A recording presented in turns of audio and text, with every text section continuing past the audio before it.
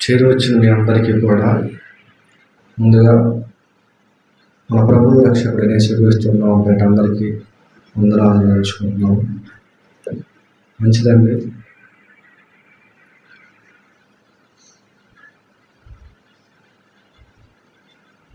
ప్రతిరోజు కూడా మంచి ఆయుష్ని దేవుడు మనకిచ్చి ప్రతిదినం కూడా దేవుడు మనల్ని చల్లగా కాపాడబట్టే ఈరోజు మరలా మనం దేవుని సన్నిధిలోకి చేరగలిగాం. అస్వస్థత, అనారోగ్యాలు ఇప్పుడు దాకా సాక్ష్యం చెప్పారు కదా, వస్తుంటాయి పోతుంటాయి. ఏదైనా సరే భారం అనేది దేవుని మీద వేస్తే దేవుడే చూసుకుంటాడు. మనం చేయాల్సింది మనం చేసి దేవుని చేతులకు అప్పగించామనుకోండి, ఏదైనా కూడా దేవుని మీద భారం వేస్తే ఖచ్చితంగా దేవుడు మన జీవితంలో జరగాల్సిందే జరిగిస్తాడు. మనకి ఏది కావాలో ఏది అవసరమో దాన్నే జరిగిస్తాడు. ఎప్పుడు కూడా బాధలు వస్తున్నాయేమో, ఇబ్బందులు వస్తున్నాయేమో, రోగం వస్తుందనో దిగులు పడాల్సిన అవసరం లేదు. దిగులు పడితే ఎక్కువైద్ది. తెలుసా మీకు? దిగులు పడ్డాం అనుకుంటే ఇంకొద్ది ఎక్కువ అవుతుంది. ధైర్యంగా ముందుకెళ్ళుకుంటూ దేవుని మీద ఆనుకొని ఉంటే దేవుడు ఏం చేస్తాడంటే ఖచ్చితంగా నీ ధైర్యాన్ని బట్టి, నీ విశ్వాసాన్ని బట్టి దేవుడు ఖచ్చితంగా కార్యం చేస్తాడు. ఒక సందర్భంలో యేసుక్రీస్తు వారు రావటం లేట్ అయ్యేసరికి లాజరు చనిపోతాడు. చనిపోతే ఎందుకమ్మా ఏడుస్తున్నావు అంటాడు. మీరు ఇంకా నమ్మలేదు, నన్ను పూర్తిగా నమ్మలేదు. కేవలం అనారోగ్యం వచ్చిన వాడినే స్వస్థపరుస్తానా, చనిపోయిన తిరిగి లేపలేనా? మీరు నా మీద పూర్తి నమ్మకం ఉంచుంటే నువ్వు ఏడవు. చనిపోయినా కానీ ప్రభు దగ్గర ఉన్నాడు కాబట్టి తిరిగి లేపగలడు అనే ధైర్యంతో ఉంటాం. ఆ రోజు లాజరు సహోదరులకు యేసుక్రీస్తు చెప్పిన మాట, బాధపడుతున్నామంటే దేవుడు చేయలేడని బాధపడకూడదు. ఏదైనా సరే సమస్తం చేయడానికి దేవుడే సమర్థుడు. అర్థమైందా? నువ్వు ఎంత ధైర్యంగా ఉంటే దేవుడు అంత బలంగా కార్యం చేస్తాడు. భక్తిహీనుడు దేవుని గురించి భయపడతాడో అదే వాడి నెత్తి మీదకి వచ్చేద్దంట. ఏదైనా ప్రభావ నువ్వు దగ్గరుండి చూసుకో, మా పని మేము చేస్తాం అంటే నువ్వు కానీ అంటాడు దేవుడు. భయపడుకుంటూ వెనకడుగు వేసావు అనుకోండి, వెనకే పోతాం. కాబట్టి ఎప్పుడు కూడా దేవుడు చల్లగా మనం చూడాలంటే ఎప్పుడు దేవుని ఎడల భయభక్తులు కలిగి మనం బ్రతకాలి. ఈ సమయంలో కొద్ది నిమిషాలు ఒక మంచి ఆలోచన మనం బైబిల్లో నుంచి చూస్తూ ముందుకెళ్దాం. యెషయా గ్రంథము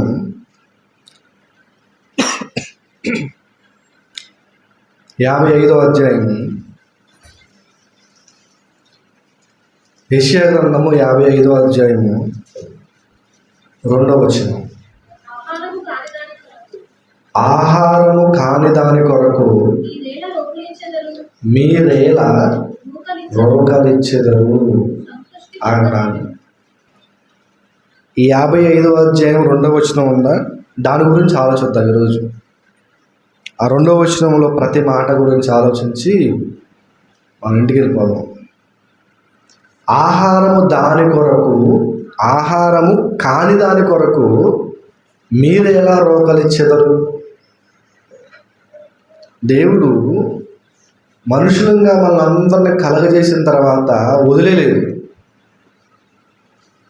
వీళ్ళు భూమి మీద బ్రతకాలంటే శరీరం ఎప్పటికప్పుడు పెరుగుతూ ఉంటుంది.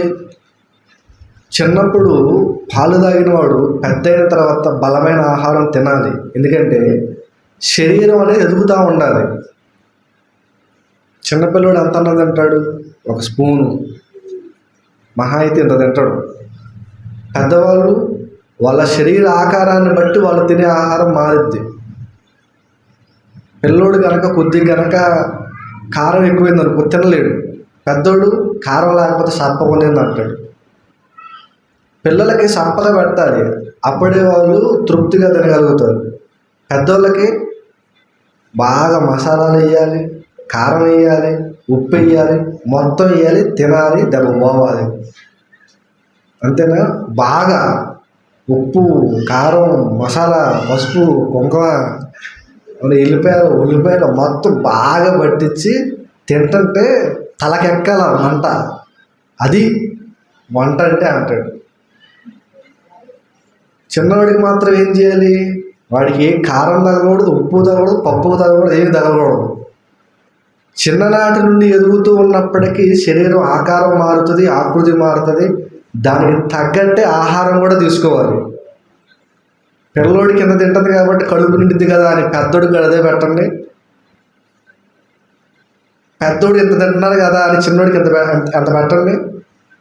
అప్పుడప్పుడు చూడండి, పుట్టినరోజు పండగ చేసుకుంటామంటారు పిల్లలకి, చిన్న చిన్న పిల్లలకి. వాడు నోరు ఉండేది ఎంత, బంధువులు ఉండేది ఎంత. అవునా? చాలామంది ఉంటారు అన్నప్రాసన చేసేటప్పుడు కానీ, ఫస్ట్ బర్త్డేలు చేసేటప్పుడు కానీ, చిన్న చిన్న పిల్లలు. ఇప్పుడు బంధువులు 50 మంది ఉంటే 50 మంది పెట్టాలి అడిగి. పిల్లవాడలో పుట్టలేని ఇంకేమనుకుంటున్నారు? ఎన్నిసార్లు ఎంతమంది చేసిన, ఎంతమంది దగ్గర చూసినా కానీ పెడతనే ఉంటారు వరుసగా. వాడు పట్టుండేది ఎంత, 50 మంది ఎంత పెడితే ఎంత అయిపోద్ది? అనారోగ్యం వస్తుంది. అన్నప్రాసన చేసేటప్పుడు కూడా ఒక మెతుకు చాలు, 50 మెతుకులు కూడా ఎక్కువే వాళ్ళకి 50 మంది పెడితే. ఫోటో దిగాలనుకుంటే వెళ్ళి ఫోటో దిగడం ఉత్తమం. పెట్టాలి కదా, నేనే పెట్టాలి కదా, మొత్తం తీసి పెట్టామనుకో కక్కుతాడు. పెట్టేంతా పెట్టాలి పిల్లల కోసం. అలానే ఆహారం గురించి దేవుడు మొట్టమొదటి నుంచి దేవుడు శ్రద్ధ తీసుకుంటూ వచ్చాడు. ఎవరి ఆహారం గురించి? దేవుడు తినే ఆహారం గురించి కాదు. మనుషులుగా మనం శ్రద్ధ తీసుకోవాలి. దానికంటే ముందు దేవుడు శ్రద్ధ తీసుకున్నాడు మన ఆహారం మీద. ఆహారం అంటే ఏంటి? ఇంతకీ తినగానే మనకు బలాన్ని ఇవ్వాలి, అంతేనా? బలాన్ని ఇచ్చేది ఆహారం. నీకు శక్తినిచ్చి నువ్వు లేపాలి ఆహారం అనేది. ఇదని తిన్నావు అనుకో, నీరసంగా ఉన్న నువ్వు ఏమైపోవాలి? నీరసంగా ఉన్న నువ్వు శక్తిని పుంజుకొని లెగవాలి. అది ఆహారం అంటే. నువ్వు ఆహారం తింటే ఆరోగ్యంతో నువ్వు ఉండాలి. నువ్వు తినే ఆహారం నీ కడుపుకి తృప్తినివ్వాలి. దీన్ని ఆహారం అంటారు. కనబడే ప్రతి దాన్ని నేను తింటా అంటే కుదరదు. ఇప్పుడు యాపిల్ ఉంది, దాన్ని తింటే ఏమవుతుంది? కొద్ది శక్తి వస్తుంది.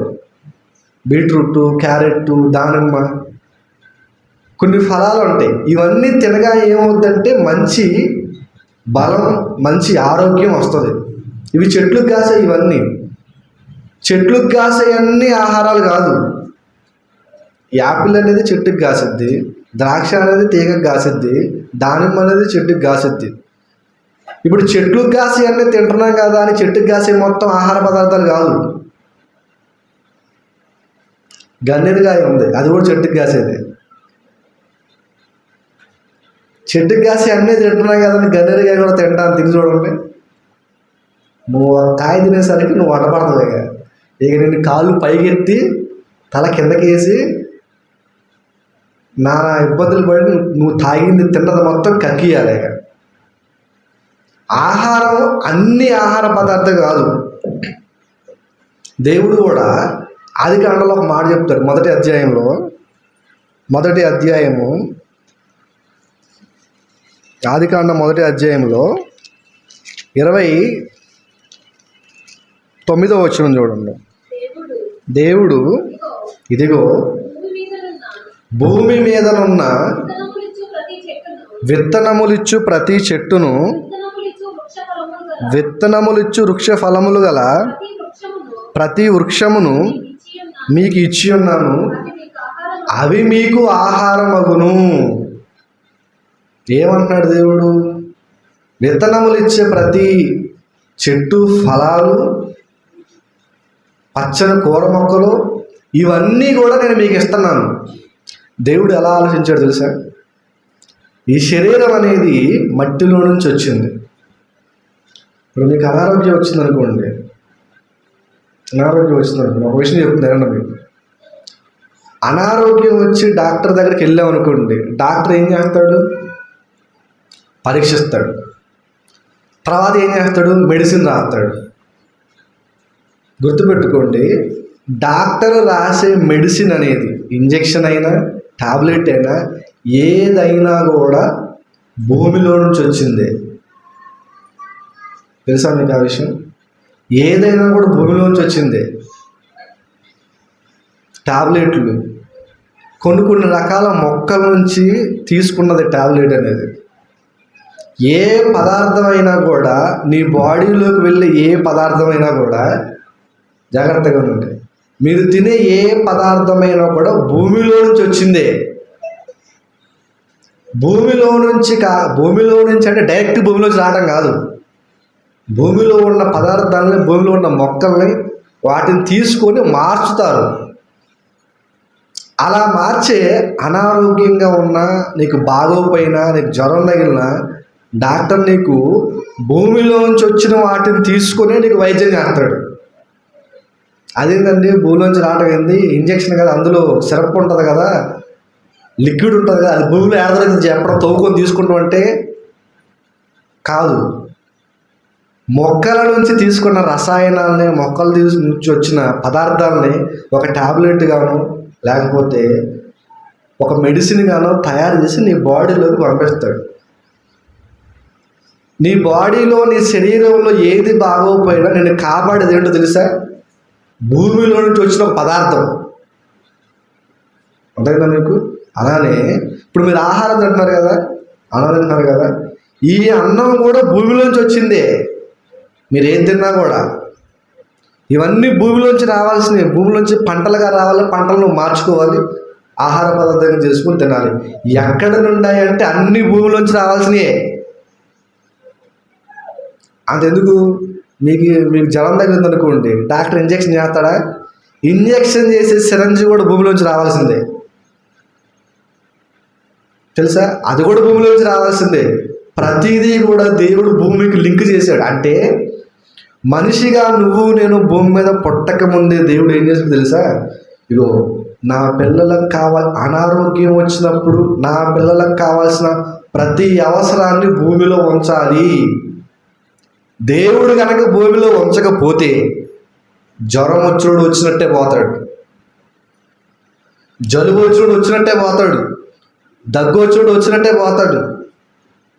ప్రతిదీ కూడా దేవుడు నీకు కావాలని ముందే భూమిలో పెట్టాడు. తర్వాత తరతరాల్లో అందరూ వస్తారు, వాళ్ళకి నేను తెలివిస్తాను, ఆ తెలివిని బట్టి వారు భూమిలోంచి ప్రతి పదార్థాన్ని తీయాలి. వీళ్ళకి ఆరోగ్యము లేనప్పుడు ఆరోగ్యాన్ని అది ఇవ్వాలి అని దేవుడు ముందుగానే చేశాడు. అంటే ఈరోజు నువ్వు స్వస్థపరచబడుతున్నావంటే, ఈరోజు నీకు మంచి ఆరోగ్యం ఉంటుందంటే దేవుడిచ్చిన పదార్థాల వల్ల నువ్వు స్వస్థపరచబడుతున్నావు. దేవుడిచ్చిన వాటి వల్ల నీ ఆరోగ్యంగా ఉండగలుగుతుంది. దేవుడిచ్చిన వాటి వల్ల నీ శరీరం అనేది బలంగా ఉండగలుగుతుంది. దేవుడు చేసిన వాటిని బట్టి నువ్వు ఈరోజు శక్తివంతంగా దేవుని సన్నిధిలో కూర్చొని వినగలుగుతున్నావు. దేవుడు మాకే సహాయం చేశాడు అనుకునే వాళ్ళంతా తెలుసుకోవాల్సిన విషయం. దేవుడు సహాయం చేస్తేనే నువ్వు బ్రతుకుతున్నావు, నేను బ్రతుకుతున్నా. అనారోగ్యం వచ్చేది కాదు, ముందు తినే పదార్థం కూడా ప్రతిదీ. ఈ శరీరం కూడా భూమిలోంచి తీసాడు దేవుడు, భూమిలోంచి తీశాడు. భూమిలో నుంచి తీసిన శరీరానికి భూమిలోంచి వచ్చిన ఆహార పదార్థాన్ని దేవుడు లింక్ చేశాడు. అర్థమైందా? భూమిలోంచి వచ్చిన శరీరానికి భూమిలోంచి వచ్చిన ఆహార పదార్థాలను దేవుడు ఇగో మీ రెండు ఒకదానికొకటే పరస్పరంగా ఒకదానికొకటే ఆహారం కానీ శరీరం కానీ ఒకదానికొకటి పడతాయి. శరీరం భూమిలోంచి వచ్చింది, తర్వాత శరీరానికి కావలసిన ఆహారం కూడా భూమిలోంచి వచ్చింది అనుకుంటూ దేవుడు విత్తనములు ఇచ్చు ప్రతి చెట్టు, దాని ఫలములు, ఆకుకూరలు ఇవన్నీ కూడా మీ శరీరానికి ఆహారం అవుతాయి. ఆహారం అంటే ఆరోగ్యాన్ని ఇచ్చేయి, బలాన్ని ఇచ్చేయి, శక్తినిచ్చేయి, నేను తృప్తిపరచబడేయి. అంటే నీకు శక్తిని, నీకు ఆహారాన్ని, నీకు బలాన్ని ఇచ్చేది ఏంటి? దేవుడు పెట్టిన ఆహార పదార్థాలు. అవునా? దేవుడు పెట్టిన ఆహార పదార్థాలు. చాలామంది కూడా మాంసం ఎక్కువ తింటూ ఉంటారు. అవునా? మొక్కలేందే ముద్ద దిగదు. అట్లే తిను. మొక్కలేందే ముద్ద లేదు, మొక్కలేందే ముద్ద దిగదు. అట్లే అలవాటు పడ్డావు అనుకో, ఏదో ఒక రోజు ఆ మొక్కే నీ పీకల మీద దాకా వచ్చి నీ ప్రాణాలు తీసేసింది. చిన్న మొక్కే అనుకోవద్దు, ఆ మొక్క లోపల పోయి ఎంత అయింది తెలుసా మీకు? మాంసం అధికంగా తింటే లోపలన్నీ ఎక్కడికక్కడ బ్లాక్ అయిపోతాయి.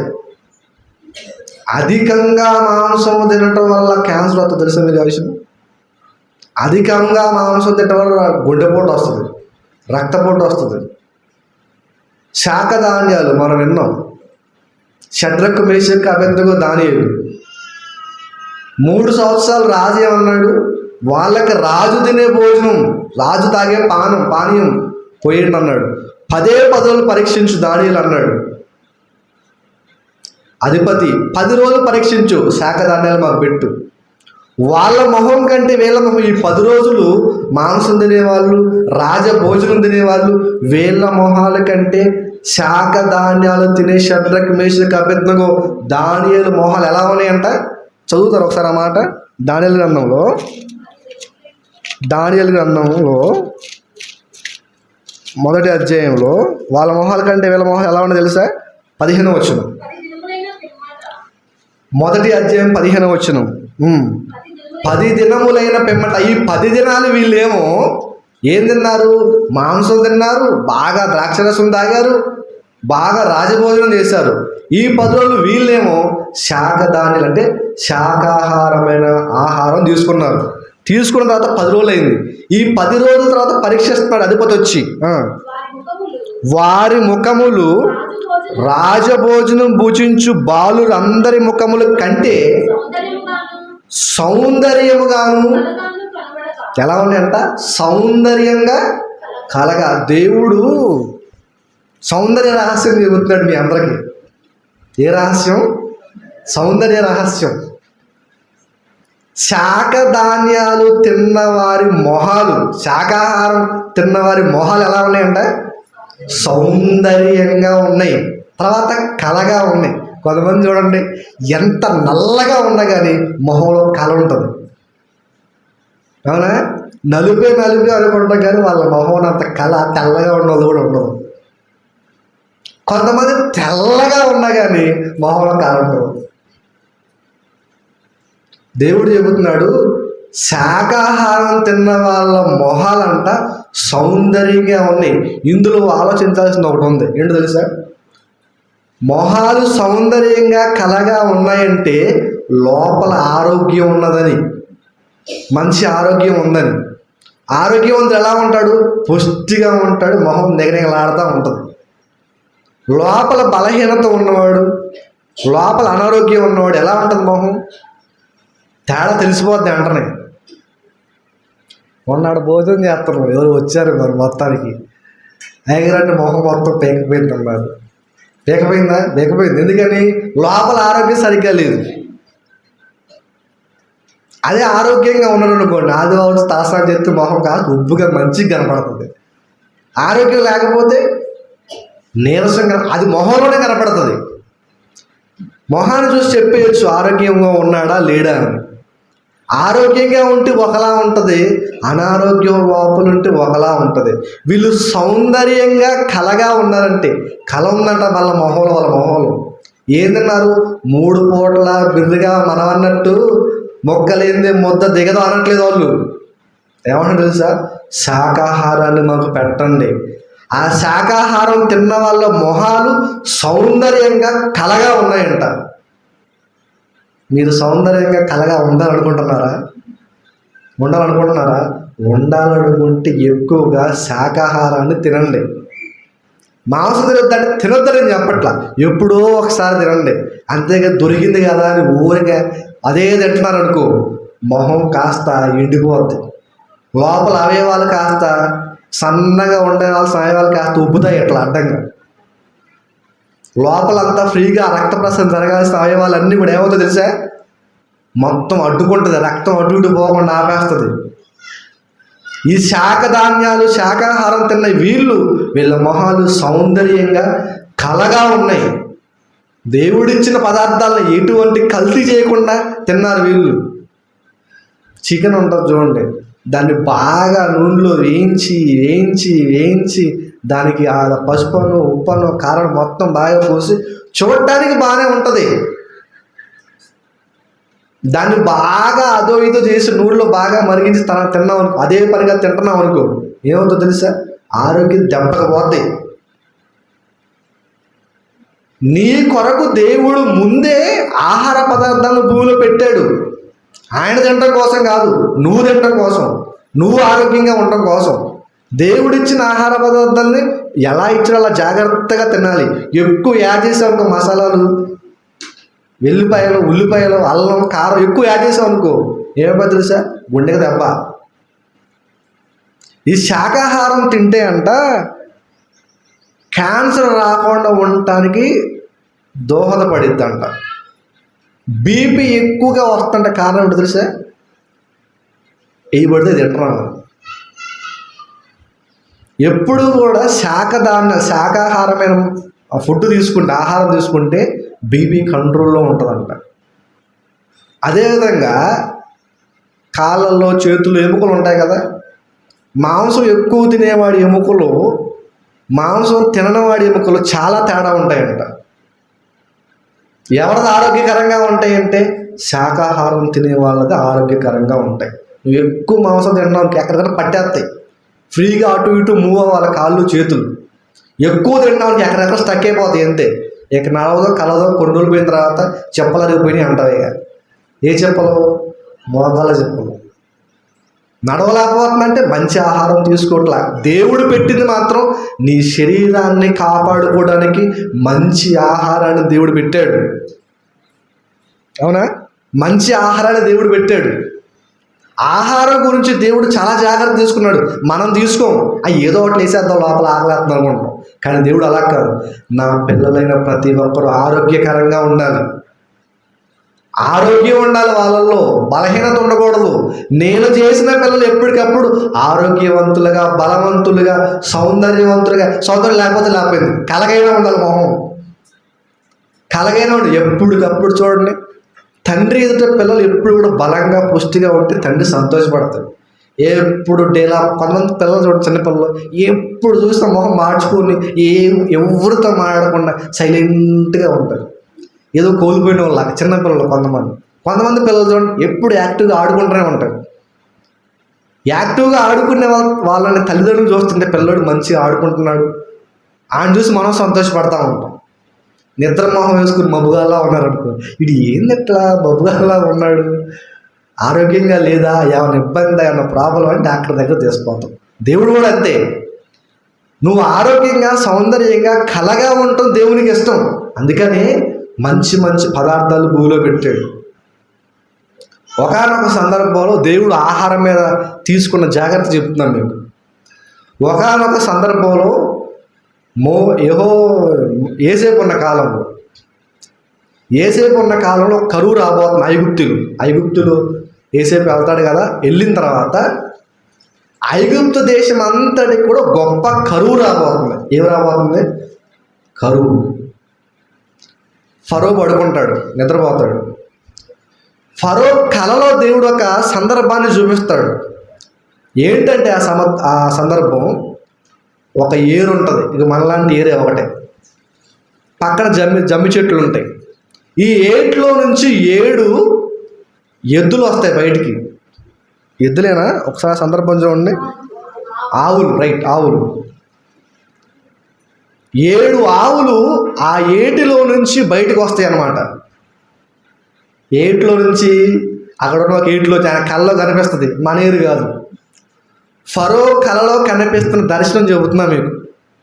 ఫరో నిద్రపోతే ఆ నిద్రలో ఒక ఏరు ఉంటుంది, ఆ ఏటిలోంచి 7 ఆవులు వస్తున్నాయి బయటికి. 7 ఆవులు ఎలా ఉన్నాయంటే బాగా బలంగా, పుష్టిగా, ఆరోగ్యకరంగా ఉన్నాయి. ఒక్క పోటు పొడిచింది అనుకోండి, దగ్గరగా కొమ్ములు.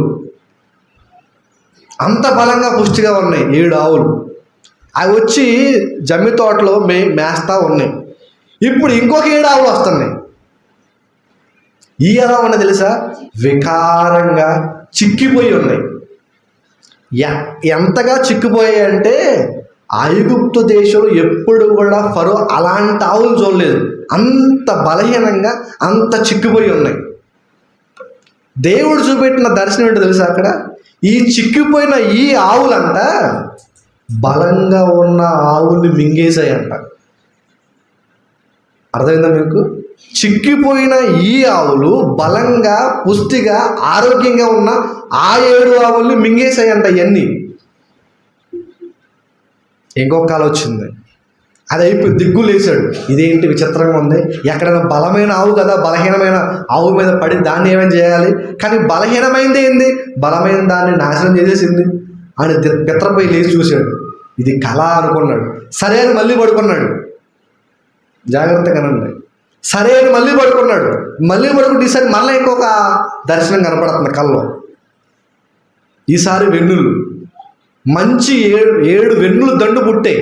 అవి బాగా పుష్టిగా, బలంగా బాగున్నాయి. అవి కూడా తర్వాత ఇంకొక 7 పుట్టే 7 ఉన్నాయి. 7 కూడా మొలిసి అవి ఎలా ఉన్నాయంటే పీలికగా ఉన్నాయి అన్నమాట. అంటే బలం లేకుండా ఉన్నాయి, ఇంకా తినడానికి ఉపయోగపడవు. ఇప్పుడు ఈ బలంగా, మంచిగా ఆహారం బాగా ఉన్న వాటిని ఈ బలహీనమైన ఈ వెన్నులు మింగేసాయి. వాటిని కూడా మరలా విచిత్రంగా ఉంది. ఎక్కడైనా బలవంతుడిదే కదా పై చెయ్యి, బలంగా ఉన్నవాటిదే కదా పై చెయ్యి. కానీ ఈ ఫరోకు వచ్చిన కల్లో బలహీనమైనవి బలమైన వాటిని నెట్టివేస్తున్నాయి, కొట్టేస్తున్నాయి. ముందేమో బలమైనవి కనబడటం ఏంటి 7, తర్వాత ఏంటో బలహీనమైనవి కనబడటం ఏంటి 7, ఈ 7ని మింగేయడం ఏంటి అని విచిత్రంగా ఆశ్చర్యపోయాడు. ఇప్పుడు ఈ కళకు భావం తెలియాలి ఎవరికి? ఫరోకి. వింటున్నారా? నిద్రపోతున్నారా? నిద్రపోండి. రేపు దేవుడు కూడా మిమ్మల్ని పోటీ నిద్రపోటీ ఆడబోయి అంటాడు. జాగ్రత్తగా ఉండండి. ఇప్పుడు ఈ 7 మింగేటి ఏంటి, బలహీనమైన వాటిని మింగేటి ఏంటని ఈ కళకు భావం ఎవరు చెబుతారా అంటే మొత్తానికి ఏసేపుని గుర్తిస్తారు. ఏసేపు వస్తాడు, చెబుతాడు, రాజా ఫరో, మొదటి 7 సంవత్సరములు ఐగుప్తు దేశములో పంట అనేది సమృద్ధిగా పండిద్ది. పండాల్సిన దానికంటే ఎక్కువ పండిద్ది. అందులో ఆశ్చర్యం లేదు. అందరికీ సమృద్ధికరమైన పంట ఉంటుంది, అందరూ తృప్తిపరచబడే పంట ఉంటుంది. కానీ తర్వాత 7 సంవత్సరాల్లో భయంకరమైన కరువు వస్తుంది. ఎన్ని సంవత్సరాలు తెలుసా? 7 సంవత్సరాలు. 7 సంవత్సరాల కరువు ఎలా ఉంటుందో చెప్పనా మీకు? లాక్డౌన్ వచ్చినప్పుడు 1-2 నెలలు బంద్ చేశారు అంతే. ఎంత కఠినమైపోయింది తెలుసా పరిస్థితి. ముందుగా సమకూర్చి పెట్టుకున్న వాళ్ళు బాగానే ఉంది, కానీ తిండి లేక ఆ రోగం వచ్చి చనిపోయిన వాళ్ళ కంటే తిండి లేక చనిపోయిన వాళ్ళ శాతం ఎక్కువ ఉంది తెలుసా. ఎన్ని నెలలకి? సంవత్సరానికి కాదు, కేవలం 2-3 నెలలకి ఎంతోమంది ఉద్యోగుల నుంచి తొలగించబడ్డారు. అంతే కదా. కుటుంబంలో ఎవడొకటి ఉద్యోగం కష్టపడి సంపాదించుకున్నాను అనుకో, ఈ కరువు వల్ల అవన్న ఉద్యోగం కాస్త పోయింది, ఇంకా కుటుంబం అంతా అయిపోతే తినటానికి తిండి లేని పరిస్థితి చాలామందికి. మేము బాగానే ఉన్నాం కదా అనుకుంటాం, మీరు దేవుడు మిమ్మల్ని అంట వచ్చాడు. చాలామందికి రెక్కాడితే కానీ డొక్కాడడం లాంటి పరిస్థితి ఉన్న వాళ్ళ సిచ్యువేషను ఆ 2-3 నెలలు ఎంత ఇబ్బందిగా ఉందో తెలుసా. చాలా కఠినంగా ఉంది. ఏం చేశారంటే ఈ దయదలిసిన వాళ్ళు వద్దో గొప్ప ఉప్పులు, పప్పులు, నూనె ప్యాకెట్లు అయ్యో అందరికి పంచుకుంటూ పోయారు ఉన్నవాళ్ళు. 1-2 నెలల కరువు వస్తేనే భరించలేము. ఒక వారం ఇంట్లో ఏమీ లేకపోతే కటకటలాడిపోద్ది వారం. కానీ 7 సంవత్సరాలు మహాభయంకరమైన కరువు రాబోతుంది. ఈ దర్శనాన్ని దేవుడు ఫరో కల్లో ఎందుకు చూపించాడు తెలుసా మీకు? ఎప్పుడు మనం ఫరోకి కళ వచ్చింది, ఏసేపు చెప్పాడు అనే ఆలోచిస్తాం, కానీ ఎందుకు దేవుడు ఫరోకి రప్పించాలి ఈ దర్శనాన్ని? ఇప్పుడు నేను చెప్పే సందర్భం చాలాసార్లు మీరు వినే ఉంటారు. ఫరోక్ కల వచ్చింది, ఏసేపు వచ్చాడు, కలబావని చెప్పాడు. ఓకే, ఎందుకు ఫరోక్ రావాలి? ఎందుకు ఆ కళ రావాలి? కరెక్ట్గా మరలా 7 సంవత్సరాల సమృద్ధి, 7 సంవత్సరాల కరువు ఎందుకు చూపించాడు దేవుడు? ఎందుకు చూపించాడు తెలుసా? ఒకసారి ఆ సందర్భం చదువుతాం. 41వ అధ్యాయము ఆదికాండం 41వ అధ్యాయము 41వ అధ్యాయంలో 35వ వచనం. తీసారా అందరూ? 41వ అధ్యాయము 35వ వచనం ఆదికాండం. రాబోవు ఈ మంచి సంవత్సరములలో, చూడండి, రాబోవు ఈ సంవత్సరాల్లో మంచి ఆహారం దొరుకుతుంది మీకు. దాన్ని సమకూర్చి ఆ ధాన్యము ఫరో చేతికి అప్పగించి ఆయా పట్టణములలో ఆహారమునకై భద్రపరచాలి. అసలు దేవుడు ఫరోకి కలరప్పించడం కారణం ఏంటో తెలుసా? ఈ 7 సంవత్సరాలు వాళ్ళ దేశంలో ఆహారం అనేది లేకపోతుంది. అర్థమైందా? ఏమి లేకపోతుంది? ఆహారం అనేది కరువైపోతుంది. మరలా చెప్తున్నాను, ఆహారం, తిండి అంటే దేవుని పిల్లలైన వారు. ఐగుప్తులో ఉన్న కూడా దేవుని పిల్లలే. ఇప్పుడు ఈ దేశం అంతటా కూడా గొప్ప కరువు రాబోతుంది. వాళ్ళకి ఆహారం అనేది దొరకలేకుండా ఉండే పరిస్థితులు రాబోతున్నాయి. ఇప్పుడు 7 సంవత్సరాలు కనుక ఆహారం లేకపోయింది అనుకో, ఏమైనా ఉందా? ఒక్కలైనా బతుకుతారా? దేశం మొత్తం కూడా పాడైపోయే పరిస్థితి. మళ్ళీ ఆ దేశంలో మనుషులేనా, పశువులు, జంతువులు, కాపర్లు, పనివాళ్ళు ఎంతోమంది ఉన్నారు. వీళ్ళందరికీ ఆహారం కరువైపోతుంది. 7 సంవత్సరాలు కనుక దేశానికి ఆహారం లేకపోతే దేశం నేలమట్టం అయిపోద్ది. అంతే, ఏమైపోద్ది? నేలమట్టం అయిపోద్ది. ఎవరో ఉండరు, ఇక చూడటానికి ఎవరో కనపడరు, ఇక అంతా ఎడారే. ఇంకా అలాంటి పరిస్థితి ఒకటి రాబోతుంది.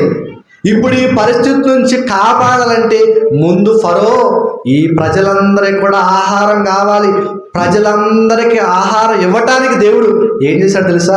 ఫరోకి ఒక దర్శనం రప్పించాడు. అంటే ఆహారం ఎంత అవసరమో దాని గురించి దేవుడు రాజుకి సాక్షాత్తు దేవుడే ఒక దర్శనం చూపించడం. దేనికోసం? ఆహారం కోసం. దేనికోసం? మనం తిండే తిండి కోసం. ఫరోకి దేవుడు కనిపించాల్సిన అవసరత దర్శన రూపంలో ఏంటో తెలుసా? వారికి ఆహారం కొదువైపోతుంది. మొట్టమొదటే దేవుడు ముందు నా పిల్లలకు ఆహారం కావాలనుకున్నాడు. తర్వాత ఫరో చేత ఒక దర్శనం చూపించి అందులో వీళ్ళకి ఆహారం కావాలన్నాడు. ఎప్పుడు కూడా దేవుడు తన పిల్లలకు ఆహారం కొదువు కానీయడు. దేవుని మీద ఆధారపడిన వారికి దేవుడు ఆహారాన్ని ఏమాత్రం కొదువు చేయనీయడు. ఒకప్పుడు మేమున్నప్పుడు బాగానే ఉందండి. ఒకప్పుడు సంగతి అప్పుడప్పుడు చెబుతూ ఉంటారు. ఇంట్లో 10 మంది ఉంటే అందులో ఒకళ్ళు ఇద్దరు తినేవారు, మిగతా వాళ్ళందరూ పస్తులు ఉండాల్సిందే. ఎప్పుడంటే 3 పూటల, పొద్దున టిఫిన్ చేస్తున్నాం, మధ్యాహ్నం అన్నం తింటున్నాం, రాత్రి తింటున్నాం. 3 పూటల పుష్టిగా తింటున్నాం. ఒకప్పుడు దేవుడి మీద భక్తి లేదు, అవునా? ఇంట్లో ఆహారం కూడా లేదు. చాలామంది కుటుంబాలు ఇప్పుడు కొద్దిగా గొప్ప బాగా కనిపిస్తున్నాం అంతే. ఇప్పుడు కొద్దిగా గొప్ప మంచి సొక్కా వేసుకుంటున్నాం, మంచి చీర కట్టుకుంటున్నారు, పుష్టిగా తిరగలుగుతున్నారు. ఒకప్పుడు ఎంత కష్టం చేసినా కడుపు ఉండేది కాదు. నాకు లేదులే ఆ పరిస్థితి. మరి దేవుడు అలా ఆ తరంలో నన్ను పుట్టించాడు. చాలామంది పెద్దలు చెబుతూ ఉంటారు, ఒకప్పుడు ఏముంది, ఏం లేదు. ఎంత చేసినా కానీ, ఎంత పని చేసినా, పొద్దు నుంచి సాయంత్రం దాకా పని చేసినా కానీ ఆ వచ్చిందంతా కూడా ఒక పూటకే సరిపోయేది. ఎందుకంటే ఇంట్లో అంతమంది జనాభా ఉండేవాళ్ళు. అందుకని ప్రభుత్వం వాళ్ళు ఏం చేశారు తెలుసా? నాయన దేవుడు శక్తి ఇచ్చాడు, పిల్లలు డజన్ వాళ్ళు కనమాకండి, ఒకళ్ళిద్దరు చాలు, ఎందుకంటే తర్వాత మీకే ఇబ్బంది, మళ్ళీ వాళ్ళందరికీ ఉద్యోగాలు మా మీద పడతారు, జాగ్రత్తగా 2 హద్దు 1 ముద్దు కానీ గవర్నమెంట్ ఒక నిర్ణయం తీసుకొచ్చింది. ఇంతకుముందు పిల్లలు ఎక్కువ మంది ఉండేవాళ్ళే.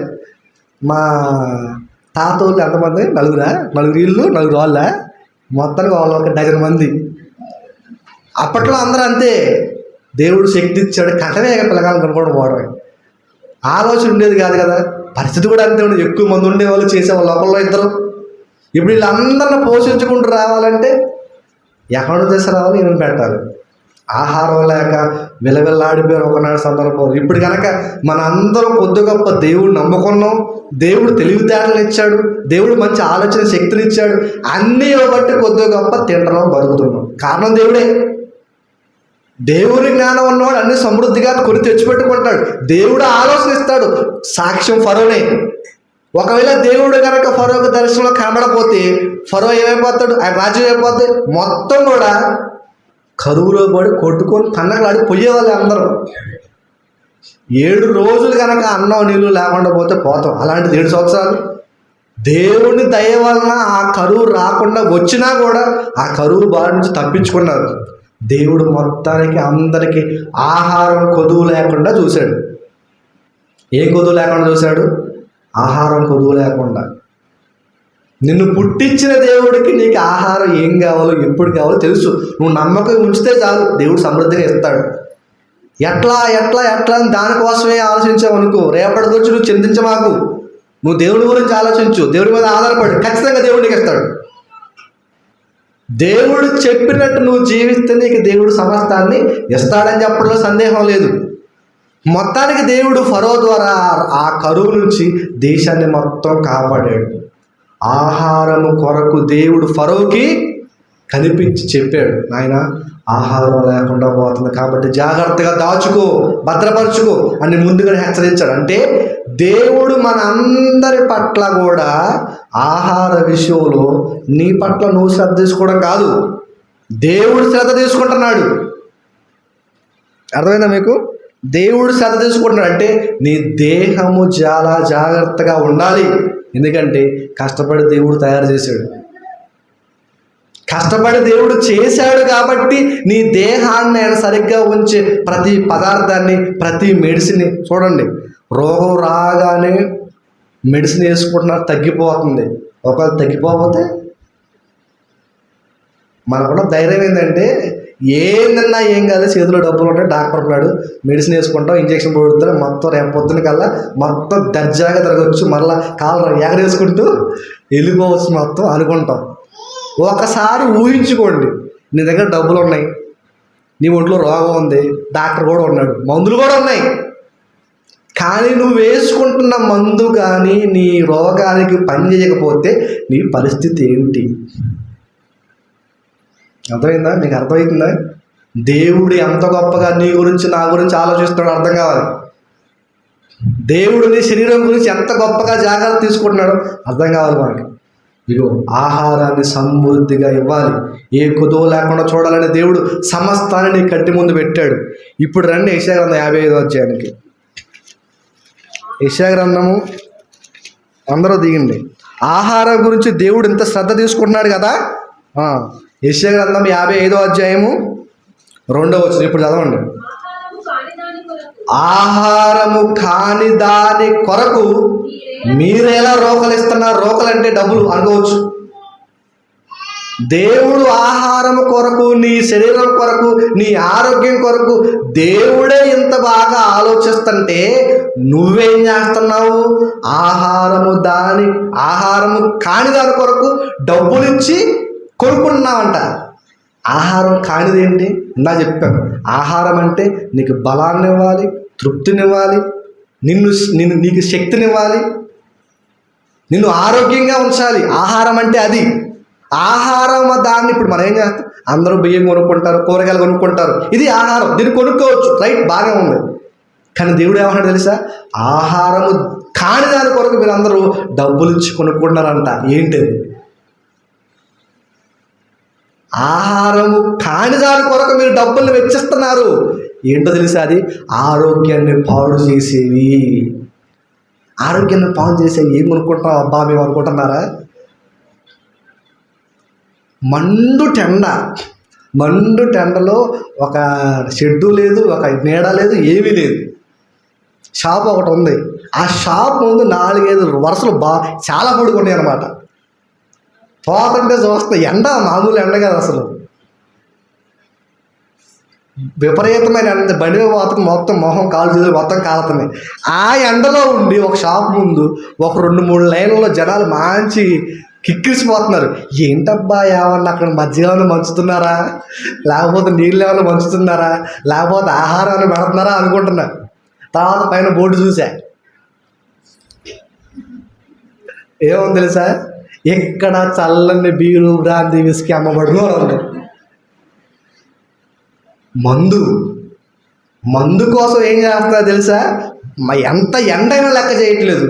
లెక్క చేయకుండా పోయి ఆ ఎండ దెబ్బ ఒకటి రా నాయన, ఎండకి పట్టుకోలేక అందరూ ఇంట్లో ఉంటే అది దాటేసుకొని వచ్చి ఆ ఎండలో నిలబడుతూ ఏం చేస్తున్నారంట, ఆ షాప్ ముందు నిలబడి అసలు అది లేకపోతే పోతామేమో మేము, ఎండకి నీళ్ళు లేకపోతే పోతారు.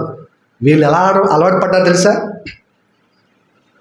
మందు లేకపోతే అలవాటు పడ, ఆ మందుకు ప్రాణం ఏమైపోయింది, ఎడిక్ట్ అయిపోయింది. ఫుల్గా తాగటి. ఎందుకు తాగుతున్నావు? ఒక ఆయన అంటున్నాడు, ఎందుకయ్యా తాగుతున్నావు, ఎందుకు తాగుతున్నావు అంటే, తప్ప తాగడం తప్ప, ఎవరి డబ్బులతో తాగుతున్నా నేను, నా డబ్బులతోనే కదా నేను తాగేది. పొద్దున్న సగదా కష్టం చేశాను నేను తాగొద్దా? నాకు అర్థం కాని విషయం ఒకటి అడుగుతున్నా. ఇప్పుడు పొద్దున్న నుంచి సాయంత్రం దాకా ఏం చేసావు? కష్టం చేసావు. ఎందుకు కష్టం? ఆరోగ్యాన్ని కాపాడుకోవాలనే కదా, తినాలనే కదా, పోషించాలనే కదా కుటుంబాన్ని.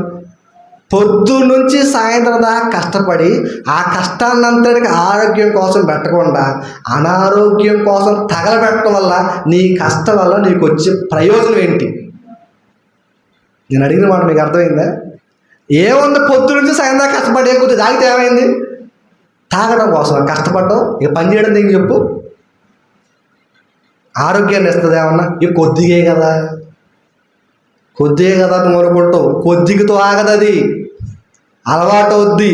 అలవాటు కాస్త వ్యసనం అయిద్ది. వ్యసనాన్ని ఎవడు బయటికి తీసి రాలేడు. వాడు అంటున్నాడు, మా అన్న ముందు అలవాటు లేదు, అస్సలు ముందు మందు అలవాటు లేదు, ఏ అలవాటు లేదు, ఎటువంటి చెడు అలవాటు, దురలవాట్లు ఏ అలవాట్లు లేవు. బాగానే ఉన్నాడు, కొద్ది కాలం అయింది. ఫస్ట్ వాడు అన్నమాట నాతో, చిన్నగా ఈత చెట్లకి వెళ్ళ పోయి రోజుకి ఒకసారి వారానికి ఒకసారి పోయి ఈతకళ్ళు తాటికళ్ళు తాగటం మొదలుపెట్టాడు. ఒరే ఎందుకురా అన్న తాగుతావు అని అడిగే. తమ్ముడు నీకు తెలీదు, తాటికళ్ళు ఆరోగ్యానికి మంచి మేలు చేస్తుంది, ఈతకళ్ళు మేలు చేస్తుంది అని తాగాడు. అక్కడ తాగిన సంతోషం ఆయన అక్కడికో దారి చేస్తుంది నీకు అని చెప్పి ఎనలా. ఏం చేశాడు? తాగాడు. ఫస్ట్ కళ్ళు తాగటం మొదలుపెట్టాడు. ఎందుకు? ఈ కళ్ళు తాగే వాళ్ళు కూడా ఏమని చెప్తారంటే, ఇది ఆరోగ్యకరం పోడా చెప్తా దాని గురించి కూడా. అక్కడ తాగుతాడా? కళ్ళే తాగితే తప్పేముందలే, బీరు తాగుతాం పోయి అనుకుంటాడు. జరుగుతుంది అంతా చెబుతున్నా మీకు. మరలా బీరు తాగి కూడా ఏమంటాడు తెలుసా? బీరు తాగితే బలం వస్తుంది, బాడీ వస్తుంది, ఎత్తు పెరుగుతారు, రంగు వస్తారు. ఏ పోటీలు పోతారు నువ్వు? ఏ ఫ్యాషన్ షోకి ఏమైనా పోతున్నా, లేకపోతే బాడీ బిల్డింగ్ పోటీలకి ఏమైనా పోయి బాడీని ఏమైనా చూపించుకుంటున్నావా? ఎందుకు? అది సాగులు అంతే. తాగాలనిపించి సాగులు చెప్తారు. బాడీ వస్తుంది, ఎత్తు అవుతారు, ఎర్రగా వస్తారు. నువ్వు 24 గంటలు తాగుతుంటే ఎత్తున్నా ఎర్రగొన్నా నీకు పిల్లలెత్తాడా? ఏమంటారు వచ్చి, వాడు అంతా తాగుబోతు అయిపోతే నువ్వు ఎంత రంగు ఉన్నా, ఎంత ఎత్తున్నా, ఎంత బలం ఉన్నా సాకులు చెబుతారనమాట. తాగిరుడు వేసాలు చూడాలి మీరు అనుకుంటాడు.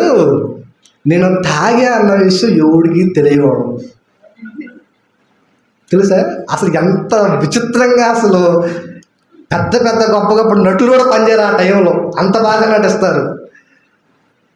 తాగి ఎవడికి తెలియకూడదని జాగ్రత్తగా మెయింటైన్ చేస్తారు. ఆ మెయింటెనెన్స్ కూడా మొత్తం అర్థమైపోతుంది, ఇటు తాగాడు రా అని.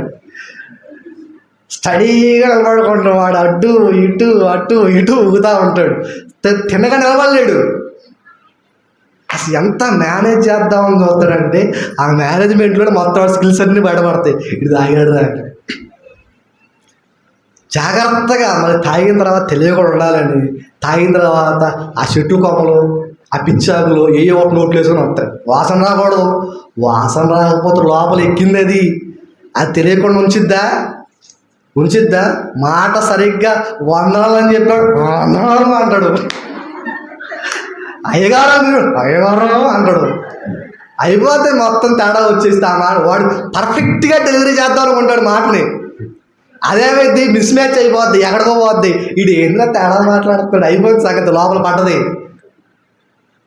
పడ్డది మొత్తం ఏమైపోద్ది ఇక మాట తర్వాత నడక మొత్తం తేడా వచ్చేస్తాయి. మాట మారిద్ది, నడక మారిద్ది, స్టైలే మారిపోద్ది. ఇక మొత్తం విచిత్రంగా కనపడతాడు. మనం అనుకోవచ్చు ఏముందలే తాగుడే కదా అనుకోవచ్చు. ఏమో తెలుసా, తెలియకుండానే లోపల ప్రతి అవయవాన్ని తినేస్తుంది అది. ఎంత రకంగా తినేస్తుందో చెప్పనా? రేపు పొద్దున నీకు అనారోగ్యం వచ్చి హాస్పిటల్కి వెళితే డాక్టర్ వైద్యం చేయడానికి కూడా నీ శరీరం సహకరించినంత స్టేజ్కి దిగజారిపోద్ది. అర్థమైందా మీకు? రేపు పొద్దున తాగి తాగి తాగి తాగి తాగి తాగి ఉంటావు కదా, దేవుడు చెప్పాడు ఆహారం కాని దాని కొరకు ఎందుకు రోకలు ఇస్తున్నావు, ఎందుకు దానికి కొంటున్నావు అని దేవుడు చెప్పాడు. దేవుడు చెప్పిన తర్వాత నువ్వు మరలా పోయి తాగుతున్నావు అనుకో, తాగు, ఇప్పుడేం కాదు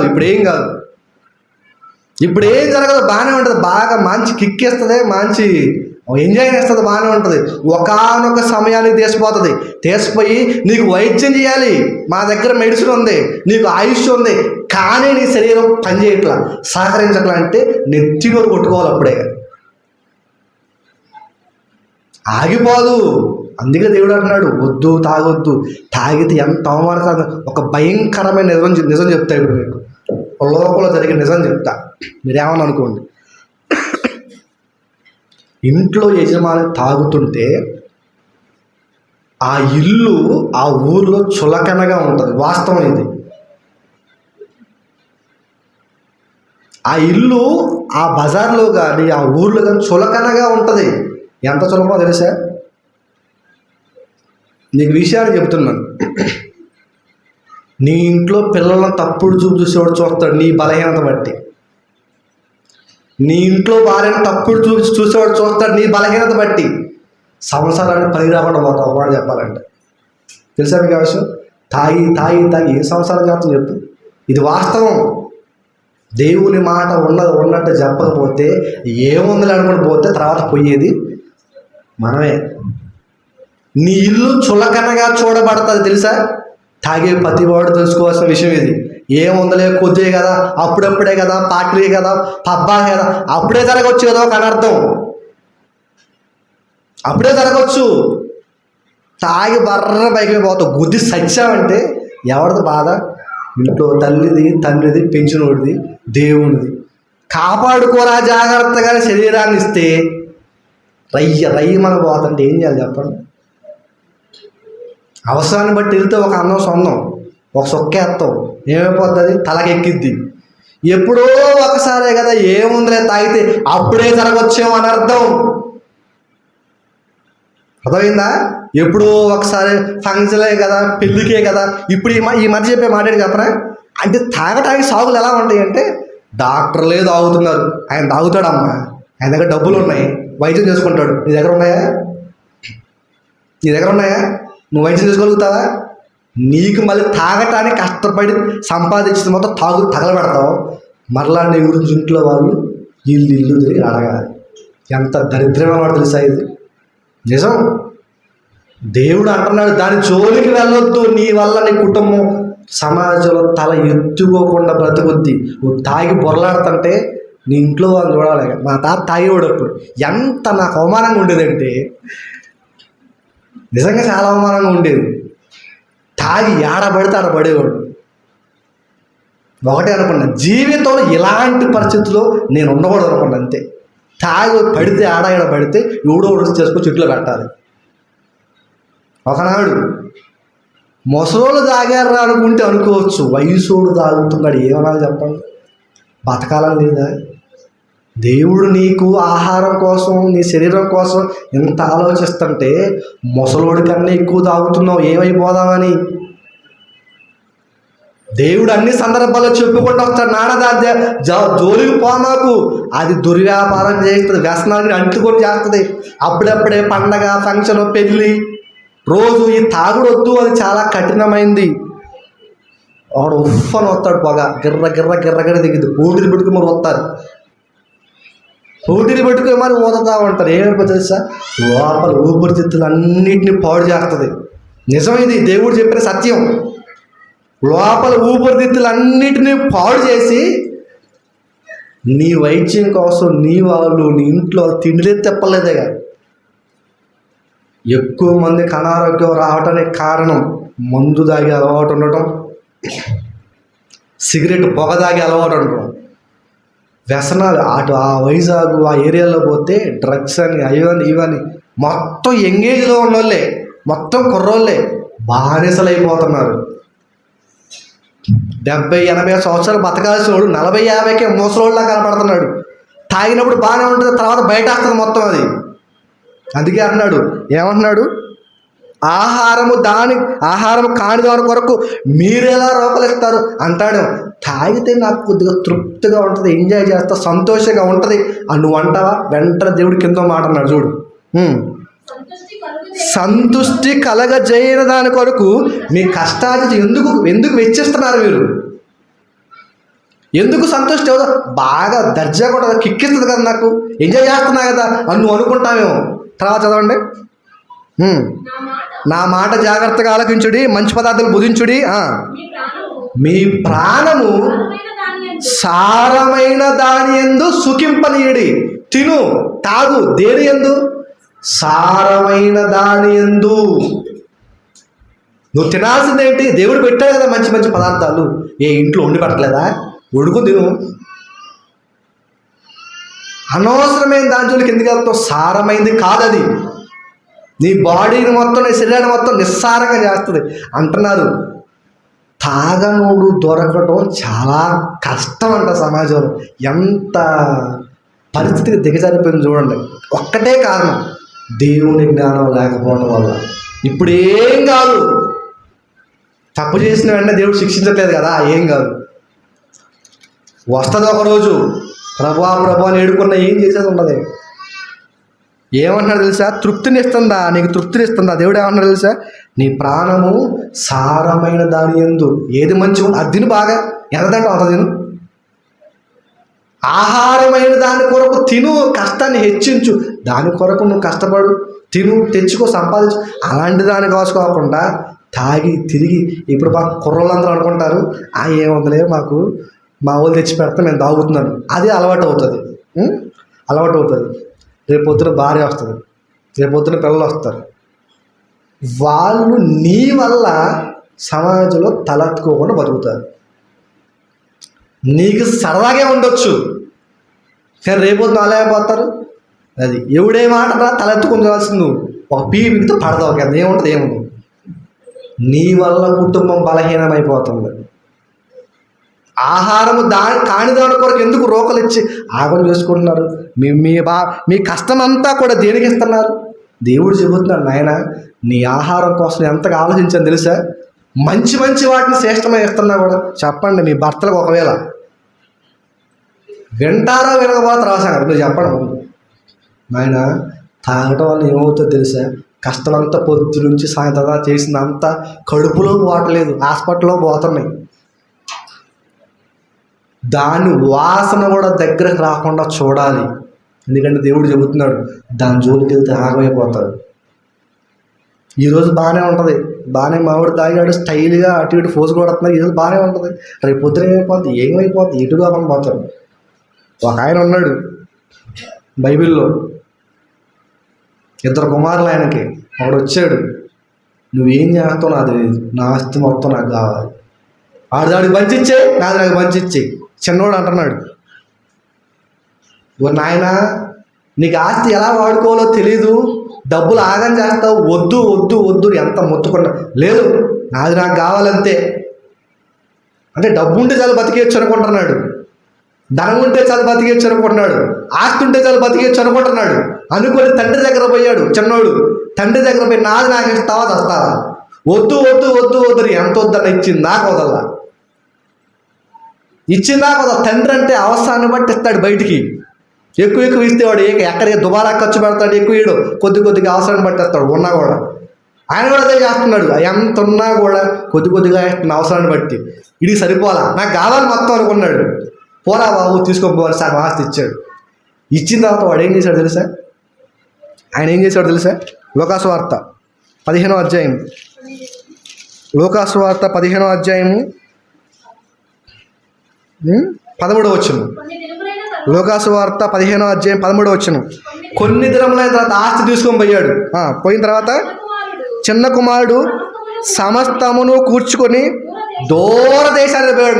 ఈడు ఏడ చిందులేసినా మా నాన్న చూస్తున్నాడు, యజమానులు ఉన్నాడు, పనువారు ఉన్నారు, నేను ఎక్కడ చిందులేసినా కానీ వీళ్ళందరూ వస్తారు, పోయి కంప్లైంట్ ఇస్తారు, మళ్ళీ వచ్చి మన అడుగుంటాడు. అట్లా కాదు, దూరంగా వెళ్ళిపోవాలి. ఎందుకని చేతిలో డబ్బు ఉంది, చేతిలో డబ్బు ఉంది కాబట్టి దూరంగా వెళ్ళిపోవాలి. వెళ్ళిపోయి అది అచ్చట తన ఆస్తిని దుర్వ్యాపారం వలన పాడు చేశాడు. కష్టపడి సంపాదించలేదు కదా, కష్టపడి సంపాదించలేదు. ఏం చేస్తాడుగా? దుర్వ్యాపారం చేశాడు. దుర్వ్యాపారం అంటే ఏంటో తెలుసా? ఎఫెసీ పత్రిక 5వ అధ్యాయము, ఎఫెసీ పత్రిక 5వ అధ్యాయము 18వ వచనం. ఎఫెసీ పత్రిక 5వ అధ్యాయం 18వ వచనం. మరియు మద్యముతో మత్తులై ఉండకుడి, దానిలో దుర్వ్యాపారం ఉన్నది. ఏముందంట? మద్యంలో దుర్వ్యాపారం ఉంది. మందు దగ్గర అట్టే ఉంటాడా? రా బెట్టింగ్ వేద్దాం అంటాడు. ₹1,00,000 10,000 ఉంటాయి, పోగొట్టుకుంటాడు. జోదం ఆడదాం రా అంటాడు, పోగొట్టుకుంటాడు. ఏం చేస్తాడు? ఇంట్లో ఏది కనపడితే అది తీసిపోయి అమ్ముకుంటాడు. ఇవన్నీ మనం చూసిన వాళ్ళమే. ఏది కనపడితే అది తీసిపోయి అమ్ముకుంటా ఉంటాడు. ఏం చేస్తాడు? జీవితం, కుటుంబం మొత్తం రోడ్లు పాలవుతుంది. దుర్వ్యాపారం, దాంట్లో దుర్వ్యాపారం ఉంది. మత్తులో, మద్యంలో. ఈ కుమారుడు కూడా ఏం చేసి తెలుసా? తీసిపోయి తాగుతున్నాడు, వ్యభిచరిస్తున్నాడు, తిరుగుతున్నాడు, తింటున్నాడు. డబ్బులు దాచుకున్నాం, అవసరాన్ని బట్టే ఖర్చు పెట్టాలి, అనవసరమైన వాటి కోసం పెట్టకూడదు. ఇదంతా అనారోగ్యాన్ని కొని తెచ్చిపెట్టేది. ఏదో ఒక రోజు నాకు ఇది ప్రమాదాన్ని తెచ్చిపెట్టేది అని అనుకోలేదు. ఉంది కదా, మొత్తం కాజేద్దాం, ఎంజాయ్ చేద్దాం, నా ప్రాణం తిను, తాగు, సుఖించు, ఎంజాయ్ చేయి, ఏ స్టెప్పులు అని చెప్పాడు. అంతే. మొత్తానికి ఏదో ఒక రోజు మొత్తం అయిపోయింది, తెచ్చుకున్న మొత్తం అయిపోయింది. బాగా తిన్నాడు, దుర్వ్యాపారం చేశాడు. తాగే వాళ్ళ మాటలు భలే ఉంటాయి. ఒకరోజు ఒక తాగిపోతాయని నాకు బోధ చేస్తున్నాడు. దేవుడు అంటే ఏమనుకుంటున్నావు? తాగే మందులో దేవుడు ఉంటాడు, తినే ఆహారంలో దేవుడు ఉంటాడు, సంపాదించే సంపాదనలో దేవుడు ఉంటాడు. తాగి నాకు చెబుతున్నాడు. అవునా అన్న. తాగుబోతుల దగ్గర పోయి నా ఎట్లా కాదు అట్లా ఏమంటాడు? వివేచన కోల్పోతాడు కదా, ఆలోచన శక్తి ఉండదు కదా. తాగకూడదంటే వినడం. ఎవరికి లాసు? నీ దేహానికి కదా, నీ శరీరానికి కదా. మళ్ళీ తాగుకుంటా నాకు బాధలు ఉన్నాయి అందుకే తాగుతున్నా. చాలామంది అనే మాట ఇదే కదా, బాధలు మర్చిపోవడానికి తాగుతున్నా. సరే, నేను అంటాను, బాధలు తాగితే బాధలు మర్చిపోతాయి. అయితే ప్రపంచంలో బాధలు ఉన్న వాళ్ళందరికీ ఏ బాధ ఉండకూడదు. ఎందుకో తెలుసు, అందరూ తాగుతారే. తాగితే బాధలు మర్చిపోతాం, తాగితే ఇబ్బందులు మర్చిపోతాం, తాగితే అన్నీ మర్చిపోతాం. అంటే తాగొచ్చు అందరూ, కానీ రేపు పొద్దున ఏమైతే మరలా గుర్తు వస్తాయి. ఇది కూడా సాకే, తాగడానికి బాగా అలవాటు చెబుతున్న సాకు అది. ఏమి మర్చిపోరు, మరలా గుర్తు వస్తాయి రేపు పొద్దున. మరలా అన్నీ ఏమంటే తాగుతున్నప్పుడు బాగా ఎంజాయ్ ఉండదు. చూడండి, డాక్టర్ ఆపరేషన్ చేసేటప్పుడు కాలో చెయ్యో కొయ్యాలనుకోండి, ఏం చేస్తా తెలుసా? మత్తు ఇస్తాడు. మత్తు ఇచ్చినప్పుడు ఆ మత్తు ప్రదేశం అంతా కూడా నేను కోసేస్తున్నా, నరికేస్తున్నా తెలియదు. మత్తు ఏం చేస్తంటే ప్రమాదాన్ని చెప్పదు, ఎంత గాయమైనా కూడా చెప్పదు. తాగినోడు కూడా అంతే, ఆడబడతాడు, ఏడబడతాడు, ఏడాడబడతాడు, ఏదో చేస్తాడు. ఎంతమంది కొట్టిన కొట్టవు అంటాడు తప్ప ఆడికి దెబ్బ అనిపించదు. తెలుసా? కొడతాం, కొట్టు అసలు ఆ సెగలు చోటు అట్టుంటాడు. ఎడబడతావు కొట్టు కరెక్ట్ కొట్టు. మామూలుగా ఉన్నప్పుడు ఒక్క దెబ్బ కూడా పడ్డే, మత్తులో ఉన్నప్పుడు ఎందుకు ఇన్ని దెబ్బలు తింటున్నాడు? మత్తు ఎక్కింది. ఆ మత్తు ఏం చేస్తా తెలుసా? దెబ్బ సురుగు అని అనిపించదు. ఎప్పుడైతే మత్తు దిగిద్దో అప్పుడు అమ్మో అయ్యో ఈ బాధలో ఈ నొప్పులను మళ్ళీ డాక్టర్ దగ్గర పోవాలి. మత్తు ఏం చేస్తుంది తెలియదు. శరీరానికి ఏమవుతుందో తెలియదు, పాడవుతుందో తెలియదు, ఏమీ తెలియదు. ఆగం చేస్తుంది మొత్తానికి ఆగం చేస్తుంది. ఎంత దూరం ఎదిగిద్దంటే చచ్చిరానైనా దేవుడు మాట చెప్పాడు ఎర్రుడుగా కనపడతాడు. అర్థమైందా? దేవుడి మాట చెప్పేవాడు తాగి మత్తుడైన వాడికి ఎలా కనపడతాడు తెలుసా? ఎర్రోడు ఎర్రి మాట్లాడుకుంటాడు. ఏం చేస్తాను అట్లుంటుంది కదా. అందుకే అంటున్నాడు, ఎందుకు కష్టం? నీ కష్టాన్ని దేనికి పెడుతున్నావు నువ్వు? నీ కష్టం అంతటి దేనికి పెడుతున్నావు? అంతా పోగొట్టుకున్నాడు పాప. ఆ తండ్రి మంచోడు కాబట్టి కుమారుడు అంతా పోగొట్టుకున్న పందులు మేసే మేత దగ్గర ఆ పొట్టు దగ్గర పోయి దాని దగ్గర కడుపు నింపుకుందాం అంటే స్థాయికి దిగజారిపోయినా తండ్రి గుర్తొచ్చాడు వెంటనే. నా తండ్రి దగ్గర పనివారు ఉన్నారు, ఆ పనివారే కదా గొప్ప గొప్ప భోజనాలు చేస్తున్నారు, నేను ఆయన కుమారుడైంది నేనేంటి ఈ దుస్థితి, ఇలాంటి పరిస్థితి అని అనుకుని వెంటనే ఏమో ఎక్కడొక్కడ ఒక మూలని చేసుకోబోతాడా నన్ను, ఎక్కడో ఒక మూల పనుల్లో ఎక్కడో దగ్గర చిన్న స్థానం వీలైపోతాడా అని అది ఆశించి వెళ్ళాడు.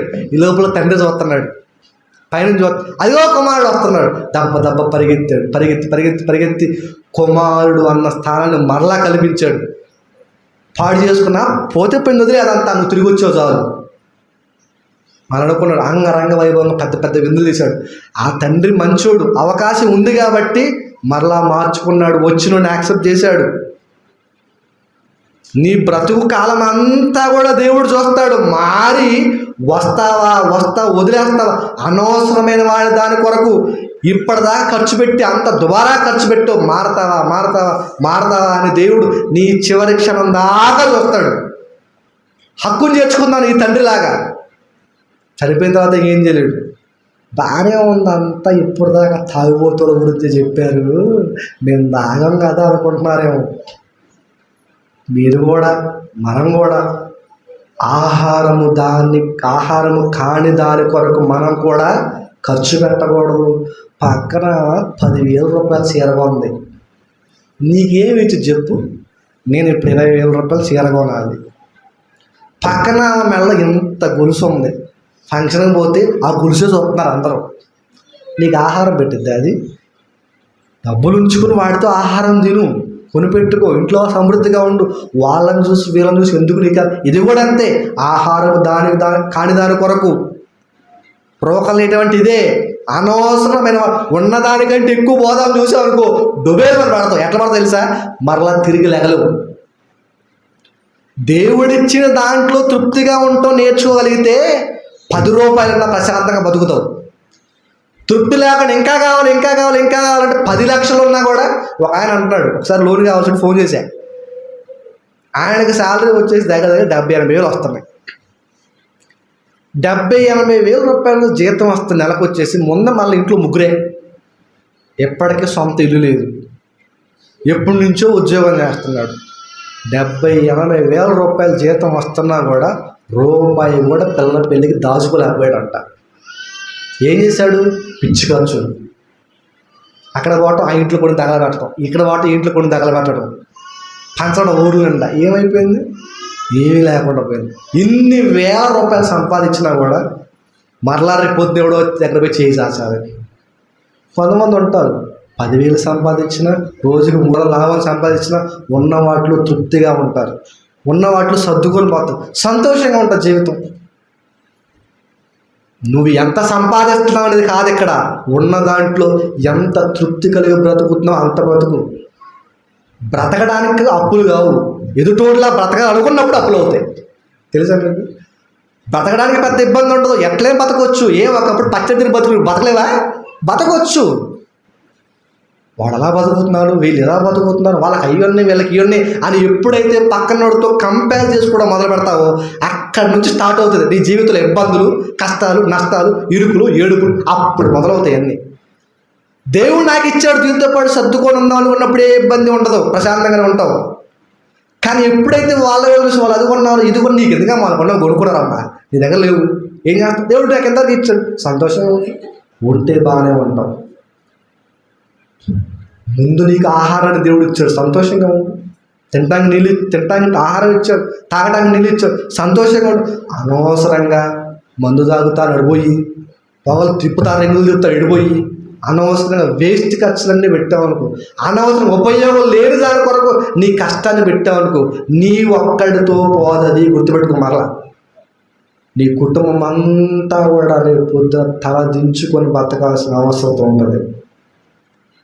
అందుకే దేవుడు అంటున్నాడు చివరిగా, అదే 55వ అధ్యాయం, అక్కడి నుంచి మనం ఎటు పోలేదు. 55వ అధ్యాయము యెషయా గ్రంథము చివరిగా, యెషయా గ్రంథం 50వ అధ్యాయము 2వ వచనం చదివాం కదా, మీ ప్రాణము సారమైన దాని యందు సుఖింపనీయుడి అని. దాని కింద ఇంకో మాట అన్నాడు చూడండి, చెవియొగ్గి.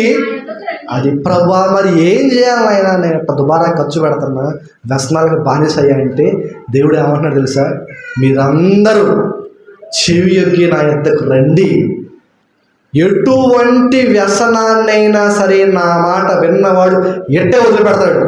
గ్యారెంటీ దేవుడు ఇస్తున్నాడు. నా యొద్దకు రండి, వస్తే వినిన ఎడల బ్రతుకుతారు. అది దేవుడు చెప్తున్న మాట. ఇప్పటిదాకా అనవసరంగా ఏదేదో చేసిన మీరంతా, మనమంతా కూడా చెవి యొగ్గి దేవుని యొద్దకు వచ్చి దేవుని మాట విన్నవాడు ఖచ్చితంగా బ్రతుకుతాడు అనేది వాస్తవం. అర్థమైందా మీకు? మరి ఇప్పటిదాకా చేసామండి, ఇప్పటిదాకా ఇది అయింది పోనీ పొద్దుపోయింది అదంతా. ఇక నుంచైనా ముందు జీవితం సరిగ్గా ఉండాలంటే దేవుని దగ్గరకు వచ్చి ఎలా రావాలి? మళ్ళా చెవి యొగ్గి, ఏం చెబుతున్నాడు దేవుడు నాతో ఈరోజు, ఏం మాట్లాడుతున్నాడు దేవుడు నాతో ఈరోజు అని దేవుని దగ్గరకు వచ్చి కూర్చొని దేవుని మాట వినటం మొదలుపెట్టావా, ఆ విన్న మాటను బట్టి వినిన ఎడల నీవు బ్రతుకుదువు అంటున్నాడు దేవుడు. ఎంత గొప్ప దేవుడో తెలుసా? నువ్వు ఎన్ని తప్పులు చేసినా సమయాన్ని ఇస్తున్నాడు, అవకాశాన్ని ఇస్తున్నాడు, అనుకూలతను ఇస్తున్నాడు. రా నా దగ్గరికి, నా మాట నువ్వు బ్రతుకుతావు అంటున్నాడు. ఇన్ని చేసినా నేను ఏం కాదనుకోవట్లేదు. రాను తెలుసుకున్నావా? రాను ఆ తండ్రిలానే కుమారుడి కోసం చూశాడా? ఆ తండ్రి చూశాడు, రాగానే హత్తుకున్నాడు, మరలా కుమారుడి స్థానం ఇచ్చాడు. అలానే దేవుడు కూడా పోగొట్టుకోండి నిన్ను. ఎన్ని తప్పులు చేసినా, ఎక్కడ వదిలిపెట్టినా కానీ మరలా ప్రభువా తప్పైంది అంటే క్షమించడానికి సిద్ధమైన మనసు గలవాడు నీవు నమ్ముకున్న దేవుడు. పోగొట్టుకున్న జీవితాన్ని మరలా తీసుకొచ్చి పెట్టగల దేవుడు నువ్వు నమ్మాలే. కానీ ఎక్కడా కూడా మనం అనవసరంగా అపనమ్మకంతో ఉండాల్సిన అవసరం. నమ్మిక ఉంచి దేవుని దగ్గర ఉండు. నమ్మిక ఉంచి నీ వారి కోసం, నీ కోసం ప్రార్థించి ప్రభువా మార్చు, అవకాశాన్ని నీవు అని బ్రతికులాడు. నువ్వు విడిచే ప్రతి కన్నీటి బొట్టు దేవుడు కౌంట్ చేసుకుంటూ ఇంతగా ప్రాధేయపడుతున్న అవకాశాన్ని ఇవ్వాలి. ఎవరికి? వీళ్ళకా, వీళ్ళ ఇంట్లో వారికా, వీళ్ళ బంధువులుగా, వీళ్ళ స్నేహితులుగా, అందరి కోసం ప్రార్థించు, అందరి కోసం దేవుడు వేడుకో. అందరూ కూడా మారు మనసు పొందుకునే అవకాశాన్ని దేవుడు ఖచ్చితంగా కల్పిస్తాడు. కాబట్టి ప్రియమైన దేవుడు వాళ్ళారా, మనం ఎప్పుడు కూడా ఆహారము కాని దాని కొరకు రోకలను ఇవ్వకూడదు. బ్రతికించే దాని కొరకు డబ్బు ఖర్చు పెట్టు. బ్రతికించేది ఏంటో తెలుసా? ఈ లోకంలో నిన్ను బ్రతికించేది ఆహారం అయితే, నిన్ను తర్వాత నిత్య జీవితంలో బ్రతికింపజేసేది దేవుని వాక్యం. అది నిన్ను బ్రతికించేది. దానికోసం ఖర్చు పెట్టు. అర్థమైందా?